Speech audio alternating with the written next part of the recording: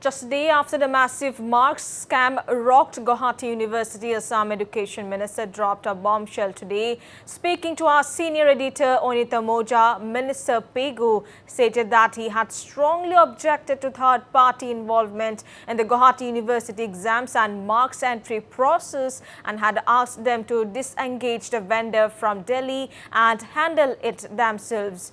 Well, why did GU authorities ignore the minister's strong objection and his directive to discontinue the services of the third-party firm?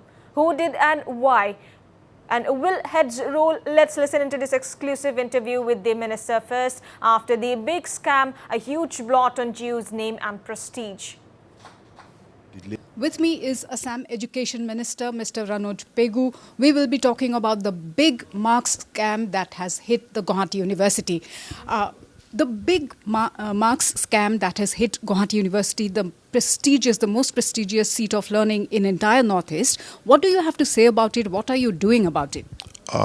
First of all, 2 years back when I received many complaints from the students that the results of certain examinations in Gauhati University are not declared on time. So because of the delay in getting the mark sheet and the certificates, the students were facing immense problem in taking admission into other higher education institutions.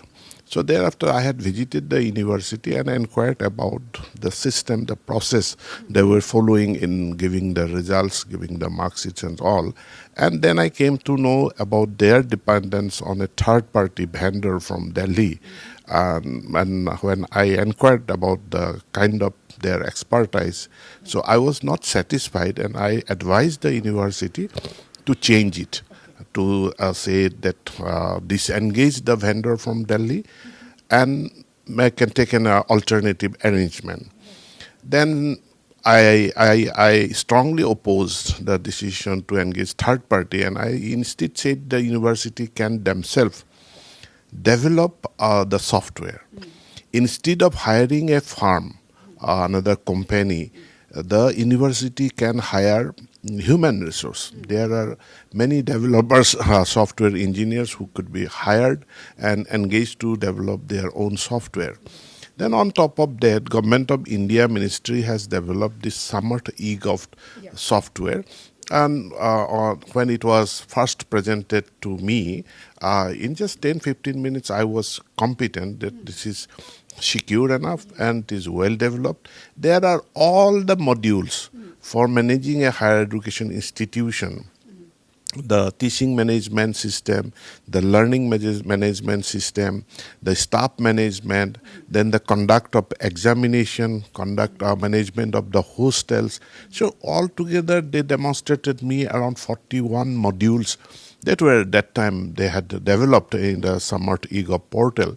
So I strongly recommend that my department has taken a decision that all the colleges should be on board this Smart eGov portal.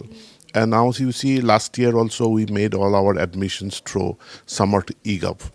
Dibrugarh University, they have given exam results through Smart eGov. And now I have come to know that Dibrugarh University, they are going to be a paperless system. And they, from next year onwards, I am told that all the mark sheets, then their certificates, they will simply be uploaded into the DigiLocker, which is again a Government of India platform. So now educational institutions, universities, they should not depend on the kind of system that Gauhati University is running. It should be a always exam, controller of exam, it is something confidential. If it is confidential, no private parties should be given access to the examination department. The mark sheets, the certificates, etc. should be directly uploaded into the DigiLocker. Then students should be advised to open an account in the DigiLocker and download. Yeah. So once it is protected in the DigiLocker, this type of scam, it cannot happen. So that is my suggestions. I think this should be a very big learning lesson for all our universities. And I request the universities to take adequate security measures. Sir, you mentioned that you had already opposed to this third-party involvement. Despite that, it went on. You think there was some officials were being lax and they were not actually honoring what you had already said? First of all, many of our people, they do not have adequate literacy about this information technology, and particularly right now what is this artificial intelligence and machine learning. There should be competent people managing these things. This is number one. And number two, particularly for conduct of examination, there should not be involvement any private person. There should not. You see, SEBA and Higher Secondary Education Council, they are also conducting examination. And SEBA conducts examination for 4 lakh around students. Top of that, they have conducted the police recruitment, Assam government direct recruitment examination. They have a very good system. SEBA and council both have a very good and efficient system. And this year we have declared the results in advance. And prior to the declaration of results of CBSE, SEBA gave the results. So the Office of the Controller of Examination, it should not have any access to third party. It should be fully dependent on its own resources, on proven government software. So now we use e-office for file transaction. E-office is a Government of India software developed by the NIC.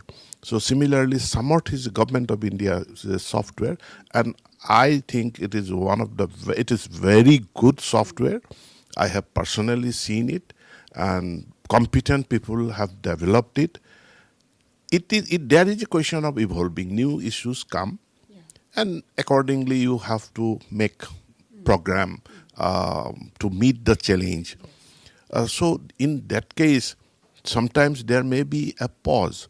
There may be shut down for a period, for 2 hours, 30 hours. It had to be, corrected.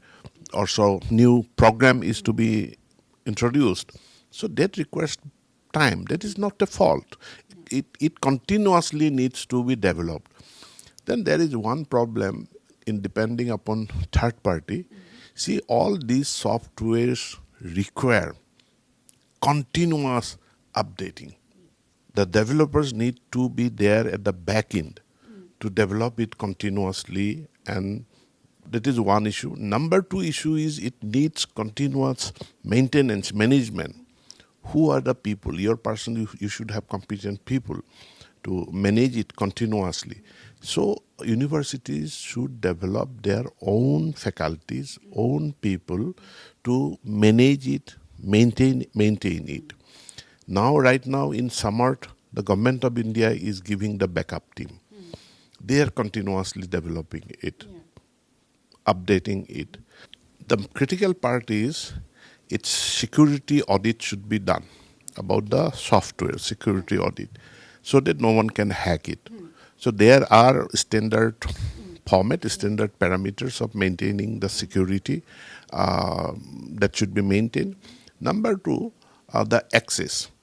Now you see there were a scheme of scholarship in Barpeta district in Ishan Uday. Now the principal was given a user ID and password. Now principal has shared the user ID and password to one of his clerk. The clerk further shared it with people. Now anybody can access the portal with that user ID and password. The principal should understand the value of that user ID and password, which he should not have shared. Now, when he has shared it with someone, that means he is fully involved with the scam. Now, in case of this Samart eGov, we have different kind of user ID and passwords given. But for the final examination or admission to grant, the fees to receive, it is the principals with the user ID and password. Some colleges have asked for 2 user ID to expedite the process of admission. We said no. We cannot. There is only one principal, one head of the institution. So he will be responsible, college, for the final round of admission, receipt of the fees. There will be only one ID. And the principals who have received their user ID and password, they should not share it with any of their staff. And if they share it, they would do it in their own access, own responsibility, risk. Now, there is a system, okay, without going into the system, into the quality, into the functionality of the software of Gauhati University, the question arises how it could be the access was given to ABCD persons. They should not have gotten the access to the software, to the critical part of the software, to the extent of changing the marks. Yes. So, sir, some strict action coming in now. Will you have you already ordered an internal investigation? Also, because your clear instructions were ignored, lot of norms flouted. You think a lot of people are involved. Even the university authorities have been lax. Now, police is investigating. Yeah. So let police complete their part, their investigation, and proceed according to law. They will file a charge sheet. But I request the university, they are established under definite act of the state legislative. They are an autonomous institution. So they should make an introspection. They should examine the entire process where they went wrong and take measures to rectify. And so far my thing is concerned, and we have already advised all the universities and colleges to be on board Samarth portal, give their requirement. This is a software which can be customized the way the university wants. So if their requirements are submitted, Samarth team will customize the software for Gauhati University. So was Gauhati University left out when Samarth was introduced? No, they have delayed to be on board. And now admissions they are giving Gauhati University, but the thing is that the marks are to be uploaded. Results should be given through Samarth portal, and from Samarth results should be the mark sheets generated, auto-generated mark sheets. The certificates should be uploaded into the DigiLocker. From DigiLocker, students can download. That system is to be introduced. Okay. So one query here. Of course, there will be some human interference there, uploading the mark sheets and all. How do you ensure that all these people, they are responsible enough and they do not once again go and get lured by some 16,000 rupees or 20,000 rupees to mess up the whole system? Because when something like this happens, young minds, students, they get all shaken up, they lose faith. This would be a very long talk because there are so many checks and balances. There are standard SOPs to be followed, and there are things which machine doesn't allow. Okay, all right. So the checks and balances are already inbuilt in this particular application. The machine is so powerful. Yeah. The software itself is so designed, and their chances of manipulation is not there. All right. And I'm sure you will be keeping a hawk's eye this time round. Yes. And I would like to inform you, this year, our admission process into the higher education system, 4-year undergraduate degree course, is progress. It has done very well with the Samarth eGov. Yesterday, we crossed the last year's grand total admission, which was 1.52 lakhs. Yesterday, our admission crossed 1.56 lakh through Samarth, and we today also there will be some spot admission. Then tomorrow there will be spot admission. Thereafter we are expecting the CUET QUET results to come out, and after that those colleges, universities who have already reserved a number of seats for QUET pass candidates, they will make their admission. After that, towards the end of this July month, there will be a final round of spot admission for any left out vacancy. So finally, around 2,21,000 students had applied for admission into the 4-year course. I hope we will get 100% saturation this year. Finally, sir, what would you like to tell all the young minds and students out there? Digitization has greatly helped eased our system, and it is now easier. It is less expensive, very less expensive. Our traveling cost has been cut down, but it is a transparent system. We should rely on it. We should be all tech savvy. It is the learning the digital transaction is not that only the science student will learn it.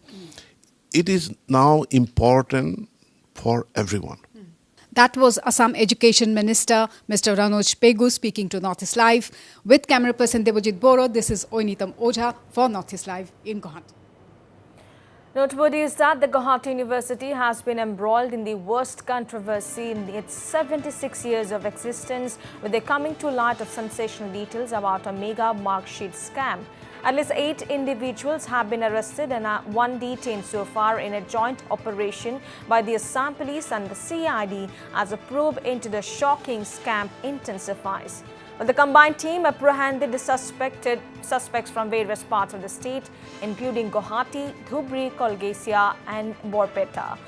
Employees of a firm outsourced by Gauhati University following our MOU in 2017 is found to be a prima facie involved in inflating marks of students for fee ranging from Rs 16,000 to 1 lakh. Sources at GU at Gauhati University stated that firm was being paid 3 to 4 crore per week for work like data entry, etc. Sources also claim that GU authorities may have violated protocol when it provided classified info to this outsourced company outside their mandated task.